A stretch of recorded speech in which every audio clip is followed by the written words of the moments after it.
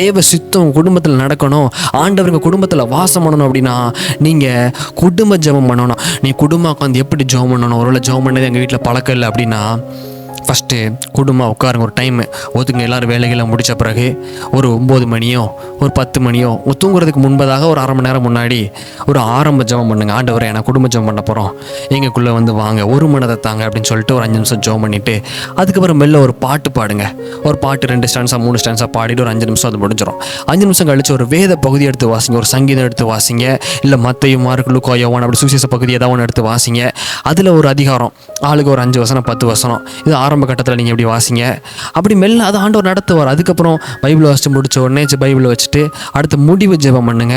தேவனை வருகிறவங்களை பரிசுத்தமாக எடுத்துக்கொள்ளுங்க, எங்கள் மீறுதல்களை மன்னிங்க, குடும்பமாக சேர்ந்தவங்ககிட்ட மன்றாடி ஜெபிக்கிற ஆண்டவரே என் குடும்பமாக கண்ணோக்கி பாருங்கன்னு சொல்லி இப்படி ஜெபிக்கிற குடும்பங்கள் மேலே தான் ஆண்டவர் கண்ணோக்கமாக இருக்கிறார். அந்த குடும்பத்தில் தான் தேவதூதர்கள் ஏறுகிறவர்களுமாக இறங்குகிறவர்களுமாக காணப்படுவாங்க.